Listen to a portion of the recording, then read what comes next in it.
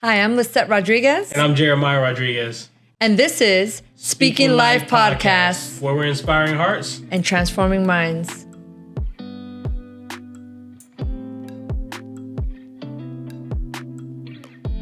I am so excited because we have a return guest, actually. Yes, a return guest. It's not her first time here, but she did so well last time, so we invited her back. Phenomenal And last time. I know this is probably not going to be your last time here either, so let's just get that out of the way. Just get used to seeing her, right? So this is Nicole Palmer Wilson.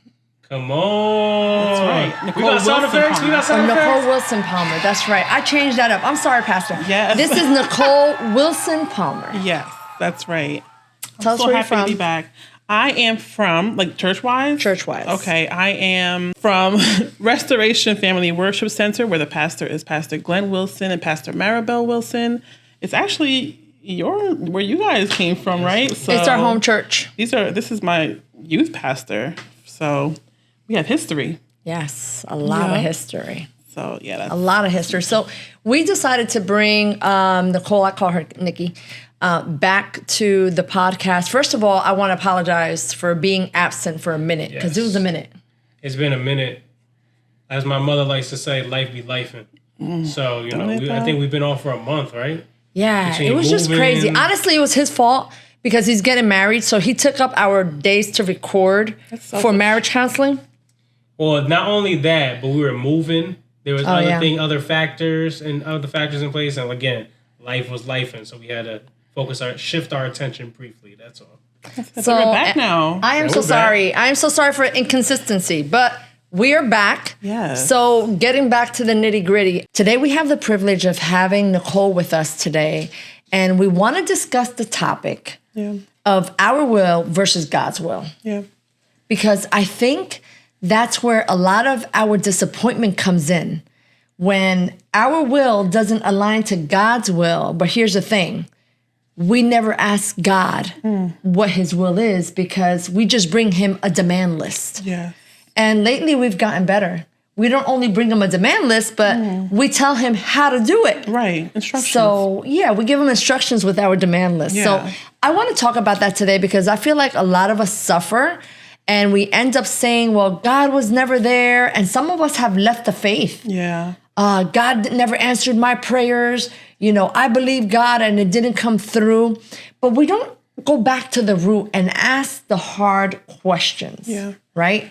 And I experienced this not too long ago. So about a month ago, I was on a plane on the way home from a pastoral retreat. And there was somebody here that was very sick in the hospital.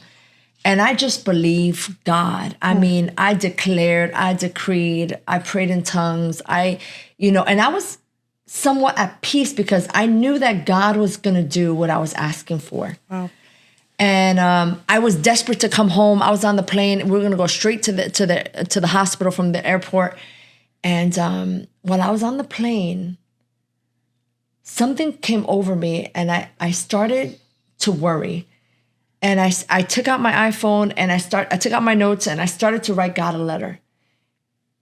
And it must have been, looking back now, it must have been that I already felt I'm telling you that things weren't going to go the way I was declaring for them to go. Yeah. So I started writing God a letter and I started justifying as to all the reason as to why he should keep her alive. God, you need to keep her alive. God, she means the world to us. God, you should keep her alive because it's going to bring salvation to her family. God, we're believing. God, we've been praying. God, your people need to see a miracle. I mean, I was just like typing it all out to God in the letter. And when I finished the letter and I closed my phone, I started to weep. And I kind of felt like the tighter I closed my eyes, the more I started crying. I mean, I was to the point where I was afraid that the stewardess were going to ask, like, are you okay? Yeah, you're being kidnapped. Are you okay? Do you know this man next to you? Right. And I heard the Spirit of God ask me a question. Lisette, when are you going to pray my will? Yeah. And here's the thing. I started to cry even more because if I'm going to be honest and transparent, I never prayed God's will for that situation because I was afraid that there would be just a slight chance of his will not aligning to my will. Oh my God. Yeah. And me being in my selfish state, I wanted what I wanted. Mm-hmm. We were believing, we were declaring, we were decreeing. I had faith that could move mountains. I mean, and you would have thought I would have learned this, right? Because like 7 or 8 years ago when Tony passed away, the same thing. I was angry and frustrated and talking to God, like, when are you going to heal him? You know, we've been praying for 2 years now. When are you going to heal him? Oh, yeah. When the Lord spoke to me as I was praying on my knees, and he said, Lisette, your faith will never supersede my will. Yes, we can't twist God's arm. My God. And here I am again, not learning my lesson the first time. And I'll be honest, I didn't pray God's will because I was afraid that his will wouldn't align up to mine. And I wanted her healing. Yeah. I mean, I wanted her restoration. Yeah. What's wrong with that? I love her dearly, so it's what I wanted. But then when the Holy Spirit asked me that question, Lisette, when are you going to start praying my will? I sank. Because to me, that was like God telling me, I'm going to take her. So get on track with what I'm doing. What I'm doing. You know, join me on this side because I'm not joining you on that side. It was just hard. And I want to hear about your experience because you just lost your brother, whom I loved dearly. Yeah. So talk to me about that. Did you ever pray, God, what is your will? No. I believe, I guess, my family is so, I believe we were invincible and I believe we were untouchable. So, and I believe that God just loved us so much. You know, I really we had him on speed dial. Yeah, like I believe that God would never allow us to have this kind of trauma or this kind of thing happen to us. So even from the first day that Bobby went into the hospital, I believed that God was going to heal Bobby. I had believed in every prophecy, every word spoken over him that he was going to be healed. So to me, it was like just another hospital visit, you know, and I just prayed. And even the day that he went in, I laid hands on him and I declared and I sang over him. And I just believed that God was going to pull him through. I'm like, you know, and even when the doctor came in and told us, you know, if he lives, he's not going to have any quality of life. You know, I told God in that room, God, if you're God and you are who you say you are, you better pull my brother through this. Wow. Those were my exact words. I said it out loud. I said, if you are God and you are who you say you are, you better pull my brother through this. In other words, I ain't playing with you. That's what it sounded like. You know? Like, I ain't playing with you. You better pull my brother through. And from there, I laid hands on him. I sang over him. And every day for 3 weeks, just, you know, some days I didn't go. Not every day, but, you know, when I went up there, I would pray over him. And I believed God. And there was a peace. You know, there was still a peace. I was like, oh, it's just another hospital stay. He'll be out of here in no time. It's just a matter of time, you know? And once it started getting really ugly, you know, like, okay, you know, now, from the beginning, like you said, you had that feeling, like this like uneasiness, right? Where you almost feel like you're praying against God's will, but you don't want to accept it. You don't want to admit it. No, I'm not going to admit it. Nope. I didn't want to admit it. I told my husband on the phone, I said, babe, something's telling me that this is the second day. Bobby went in on Monday. On Tuesday, I was telling my husband this. I was weeping. Something is telling me that Bobby's not going to come out of this. Something's telling me he's going to see heaven, that God's going to visit him. He's going to see heaven. He's going to choose heaven over coming back to earth. Because why do I want to go back to live like that? If you're not going to heal me, I get it. I know the conversation. I'm not going to say I know, but if I had to imagine the conversation that Bobby had with God, if you're not going to heal me and make me whole, then I'll stay up here with you where it's safe. You know, where I am whole. You know, but I told my husband, I said, I have a feeling that he had a visit with God and he got a glimpse of heaven and he doesn't want to come back. And I don't want that. And Mike says to me, but don't you think that's kind of selfish of you to think that after how he's had to live? And I don't remember my response was. I might have not responded to that because it was pretty selfish of me to say that. I didn't want to admit that. So still, but even after that and crying, because things got a little bit better. Remember? It was like, oh, he's squeezing your hands. He's wiggling his toes. He's responding, He's opening his eyes. So things got better. So to me, it's like, okay, I'm going to keep the faith. Right. Even though I have that initial feeling, that gut uneasiness in my spirit that just told me, this is not going to end the way you think it's going to end. And like you said, either get in line so that you're not disappointed in the end, or be disappointed in the end, And the day that he passed away, I went to see him. That morning he coded, and I went to go see him later on in the evening on the way to a church service. And I went in, and I just said, hey, Bob, I'm here. It's Nikki. Just letting you know that I love you, and I want to come back tomorrow, and I'm gonna see you tomorrow. So I left there, went to the service, and went home. I went to the service angry. I was very much still uneasy. There was something in that whole day that just was like, because he coded in the morning, they brought him back to life, and then I was just completely uneasy all day. And then because of that, I was angry. Like, God, like, where are you? If you said you were going to heal my brother because of prophecies, right? You said you were going to restore my brother's health because of prophecies. Then where are you? How much worse does this have to get? You see, and that's the other thing. As we already know, according to Scripture, prophecy is the only thing we have the right to judge. Yeah. Okay. But when we like what we hear, yes, we don't judge it. We don't judge it. Oh, that's good. We don't even ask God, was this you? We just thank him. $1 million. Yeah. Right. I'll accept that one. we don't, if it's in our favor now, if it's something we don't like, then we're like, oh, that wasn't God. But we don't judge prophecies. And that is the problem. And I remember your dad said it, and I think he said it best. Prophets need to stop prophesying what they see. Yes. And start prophesying what they hear. Listen, when he said those words, they marked my life forever. Yeah. When I tell you, they're like written, I'm like, this is the reality. Yeah. How many people, my God, have received prophecies and then are upset with God when man's prophecy hasn't come to pass? Because we never bother to ask God, is this you? And that goes in line with our prayers. Yeah. When we ask God for things, do we ever ask God, is this what you have for me? God, this is what I want. Bless me if this is what if this is what your will is for me. We don't do that. When we pray to God, we're like, God, this is what I want. This is how to do it. This is by the time I want it. Yep. You need to do it by this. I give you the glory in advance because I know you're going to do it. Almost like we're twisting his arm. Yes. But his word says that we have the right to judge prophecy. Yeah. Yep. And then we get frustrated when the prophecy that we wanted to hear doesn't come through. Yep.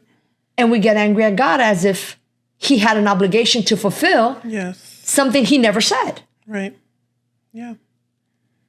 My God. I remember sitting that night. I went to a service. I pulled up to the service, and my aunt and my uncle were outside, and I had already cried the whole way there. They saw me crying, like, what's going on? Like, I said, just Bobby. That's all I could say, because I felt, I'm telling you, like, I just felt uneasy. I didn't feel good about the whole situation, I even left the service early because I was uneasy.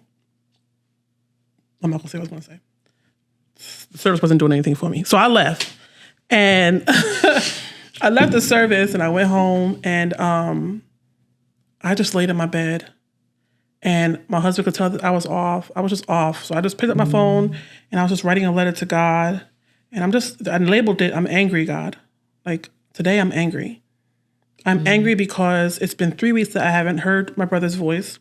It's been 3 weeks that I haven't, seen him walk through the doors, or, it's been 3 weeks that we've been dealing with this, and I'm wondering where you are. God, I'm angry. And just that week before, Pastor has preached a message about Jeremiah and the potter's wheel. How when he first walks in, all he sees the potter doing is working on a lump. He said he was working on something. Right. He was working on, I don't know what you're doing with this lump. It was unrecognizable. Yeah, I don't know what you're doing. I see you working on something. I know you're doing something with this whole process, but I don't know what you're doing with this lump. So in my letter, I said, well, God, I'm going to hand you over this lump. Because up until now, I tried to control the situation. And meaning like in my prayer, heal him. I'm declaring healing. Not once did I ask God what he wanted to do.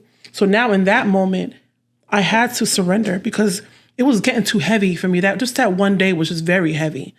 It was very, very heavy. And I think that now that I'm talking about it, I think that God allowed me to feel that heaviness so that because Bobby was going to pass away that night, he allowed me to have that, to feel those emotions, to feel that heaviness so that I can come to the end of myself and surrender it over to him. He was preparing you. He was preparing me. I'm going to let her feel this heaviness so that she has to surrender it over to me. So God, in my letter, I said, God, I'm going to hand you over this lump. I don't know what you're going to do with this lump of clay that I'm going to give you. But in my hands, I'm making a mess of it. I'm stressing, I was still eating, but I'm stressing, I'm getting angry. I'm getting overwhelmed, and I'm going to hand you over this lump. You do what you want with it. And within minutes, Bobby passed away. And if you speak to all of us, we all have an encounter like that with God. My mom had hers. I believe my dad had his. I spoke to your mom. Yeah, yes. So that day that he passed, I went to the hospital after he coded. And your mom was asking me, like, how's Kathy since her mom passed away? And I was sharing with her the experience I had on the plane. I said, Pastor Maribel, I was on that plane, I was crying, and the Holy Spirit asked me, Lisette, when are you going to pray my will? Yeah. So your mom busted out. She's like, you too? Yeah. She had her experience, yeah. And when she told me that she went through the same experience, my heart sunk. It's almost like you knew. Because I was still praying and declaring and decreeing. Listen, back at Hope, we got together one Wednesday night and I said, guys, I want you guys to pray. I want you guys to open up the heavens. I want you guys to reach God because we need a miracle. Yeah. And Nick, that 5-minute prayer, or was supposed to be 5-minute prayer, ended up like 25, 30 minutes. Wow. I mean, they started marching around the church. They started declaring, decreeing, shouting out his promises, his word, the power of God was so tangible in that. I just knew God. Yeah.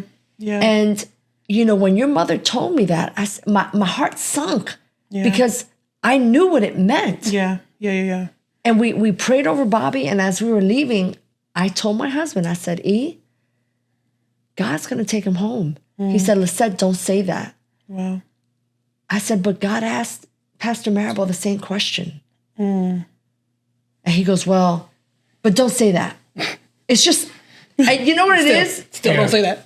It's just like, it's not what you want. And here's where we struggle. Yeah. I think Jeremiah could conclude with me, I think we don't ask God his will because we don't want to know it. Yeah. Yep. Yeah, most of the time we don't. We don't want to accept it. Yeah, exactly. We Yep. don't want to accept it. We want our will because we're selfish in that way. Yep. But one thing that God had to deal with me and even in that area was the fact that like I explained to on my podcast as well how within the week after Bobby passed, I hadn't spoken to God. I had nothing to say, really, and I didn't turn my back on God. I was just angry, and I didn't want to bleed on God or curse God. I just needed a moment, And now looking back on it, I just believe that I was just resting in him. Just in my anger, in my, resentment, I was still just resting. I just needed a moment. Remember, in our humanity, we do have limitations. Yeah. I had nothing to say. I was just like, I have nothing to say. And even when I tried, because I do pray and because I pray often, I pray every day, and that is part of my routine, when I would like, and at the same time, every day, I have a routine, right? So when it was time to pray, I'd be like, I have nothing to say. It's not that I hate you. I'm just disappointed right now, you know? And I believe, and he's so gracious and you know, that he was just like, all right. He didn't leave me. He was still there because I still felt a peace. Even in my anger, you know, there was just like a peace that covered that, you know? And when I finally did, it was about a week later, and I finally sat on the side of my bed and I just wept. I cried for like 15 minutes. And when I say cried, like, remember like when you hugged me that night? Like, it was worse than that. It was like I was tore up. And finally there was like a deep conviction where I was like, God, you know what? I'm so sorry. I'm sorry that I've allowed this pain that I'm experiencing to cause me to, you know, make you feel like you let me down. I forgot about your holy nature. About the fact that everything that happens to us is happening for us, and it's happening for our good. So I'm going to shift my focus. What is this here to teach me? What am I learning, you know, out of this, you know? But it was still like it was still hard to accept the fact that I still, until this day, have a hard time accepting that this was his will. I know it was his will. I'm not saying that I don't know it was his will. What I'm saying is that I have a hard time accepting it. Because to me, and this is another thing, that God was like, well, the only reason why you're upset is because you felt like you could do a better job with the situation than I could. So if you thought that, of course, when it doesn't go your way, now you're going to be extremely upset. That's a recipe for disaster. Absolutely. You know? So that's when I felt convicted. That's when I felt like, okay, God, well, I'm sorry. You know, I'm sorry. You're God and you're sovereign and I get it, but I still have questions. And he's still gracious enough, you know, to allow us to ask these questions. And I would say, ask the question to different people that they just wouldn't give me the answer that I needed. Like, my question is, until this day, like, why couldn't it have been different? If you're sovereign and you're God, why couldn't, you're God, you parted seas, you raised the dead, you healed the sick, the blind are seeing. This is the Bible that I'm reading about. So if you're the same God, why couldn't you do that for my brother? Well, that's the only question that I have for him. Here's my reply. This is not God. Okay. Here's because I believe that each one of us have an assignment. Yes. And God gives us X amount of time to fulfill that assignment. Yes. Once that assignment is done, he takes us home, because here's the thing. And Paul said it, we are foreigners here. Yes. Yeah. We don't belong here. Yeah. But we've traded in our citizenship from heaven for an earthly citizenship. Yeah. We've given up our rights in the heavenlies to stay here in the earthly. Right. Now, and we have evidence now, okay? We have evidence that Bobby, although he didn't have a pulpit, was constantly evangelizing. Yes. And these are not words. These are not, this person told me that person. We're seeing online text messages, copies, pictures, photos, DMs of how many people he encouraged, of how many people, and let's look at the life of Jesus. Jesus only lived to 33. Right. That's true. So why didn't he live longer? Yeah. Right? Being the all-knowing, being the Son of God. Yeah. Talk about knowing who you know. It's all about who you know. Being the Son of God. He died at 33 because his assignment was fulfilled. Our goal should be to get to heaven. Yeah.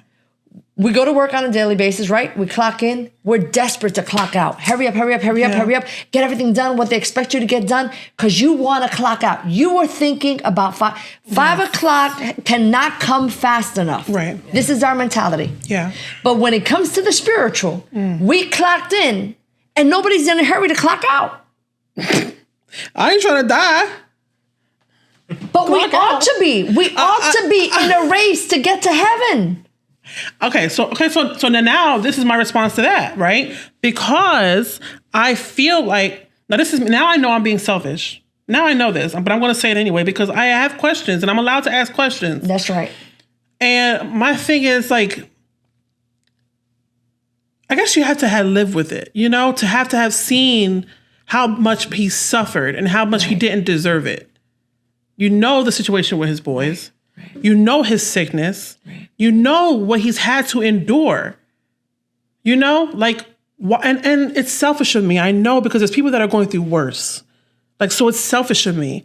But, like, dang. It's not selfish. It's human. It's human. Yes. But I am struggling with, like, that's it? Like, yes, he evangelized. Like, yes, he won souls. Like, yes, but what about abundant life? Like, where does that come in? He has it now. Now. See, now you have to get me mad. I really do. This is the question that I have, and I'm being transparent. This is the question that I've been asking God. Like, I get it. Like, I get it that he evangelized. We saw his funeral, how many people came. We saw how loved he was. We saw the text messages and the messages that he sent out. The impact he's still having. Yes, the impact he's still having. Yes, I see all of that. So if you tell me right now that that's what it's all about, then I'll shut up. Fine, I'll accept it. But like, I still feel like, so then what was all the sickness for? What was the thorn in his side for? To keep him humble? To keep him at the feet of God? It could have been what produced. Pain has the power to produce. Yeah. And many times without pain, we don't produce. Yeah. Paul wrote the best letters and some of the epistles behind jail. Yeah. He wrote it. He said, listen, I was shipwrecked. Yeah. I was naked. I was cold. Yeah. But yet God continued to get the glory. Yeah. So when we compare our modern day lives compared to the martyrs, what they really suffered, I mean. Yeah, I guess. When I look at the life of Peter, I spoke about Peter on Sunday. When they went to put him on the cross like Jesus, he said, no, I don't, that death is too good for me. Hang me upside down. Yeah. You see, it's like, I think sometimes we forget that our goal is to get to heaven. And I get it. Please don't think I'm crazy. No, yeah, I know. In my humanity, my son is about to get married. I want to see his wedding. I want to see his children. Yeah. I want to see his grandchildren. Yeah. I want to see, this is my human side, right? Yeah. I want to see all those things. So what am I saying? In essence, I want to go to heaven, but just not now. Yeah. Can we be real? Yeah. I mean, that's what we're saying. I want to go to heaven, but just not now. Right. Now, if like you said earlier, I believe with you that Bobby, when he coded that morning, got a glimpse of heaven.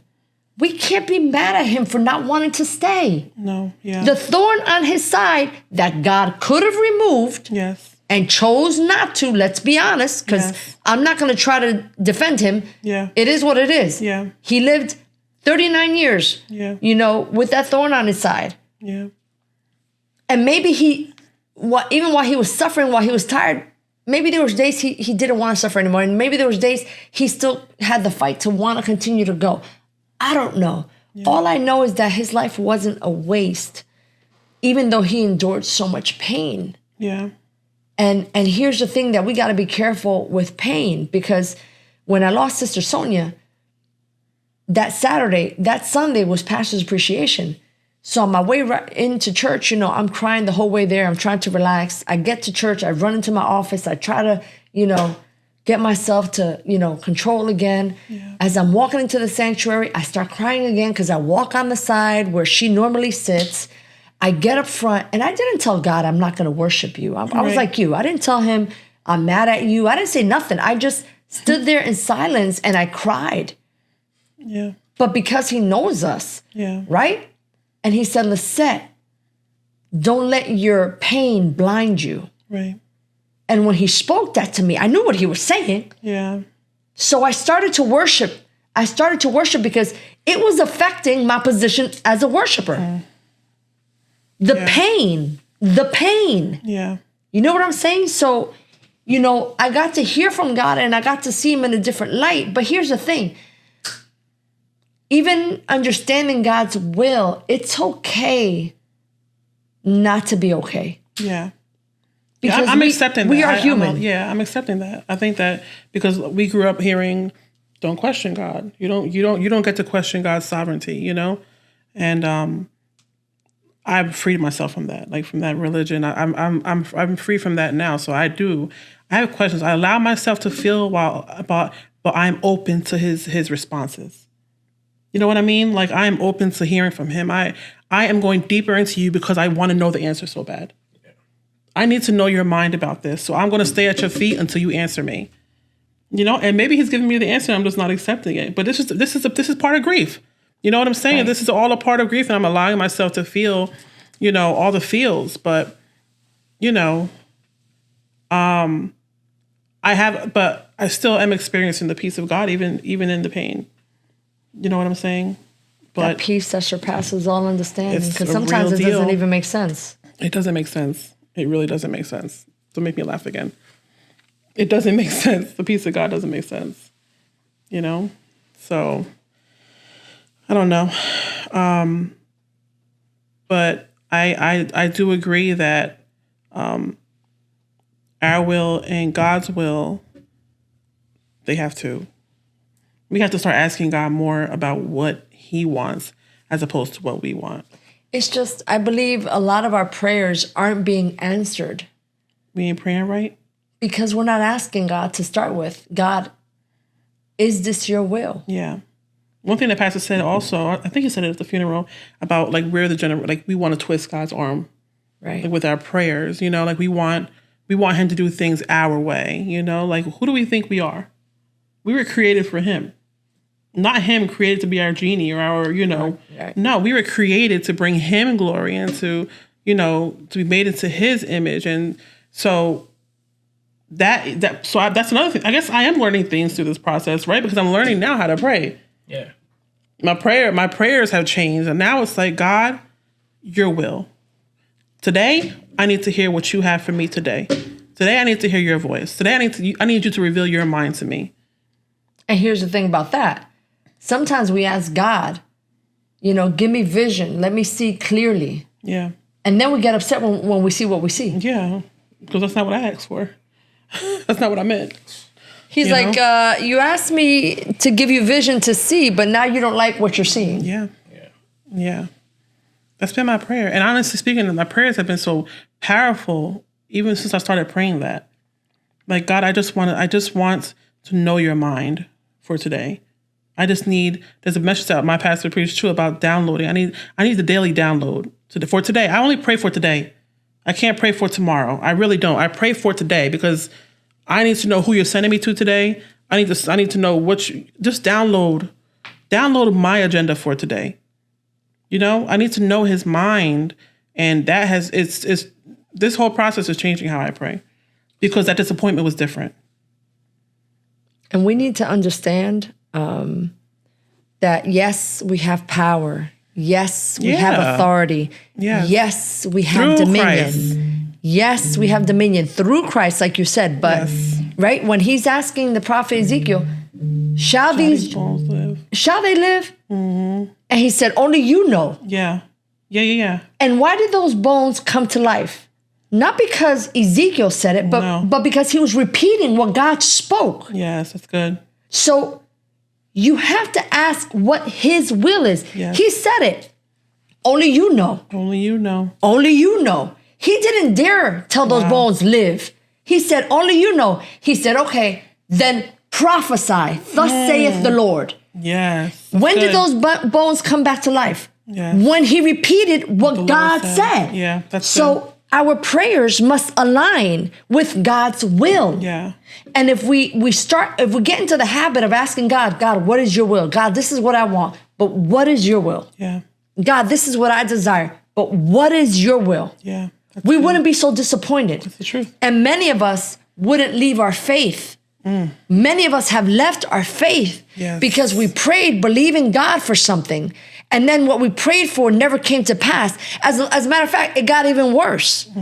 But it's in the trouble, right? Pain has the power to produce. If God is trusting you with trouble, Paul said it too. He said, it's a privilege to suffer for his sake. Yeah.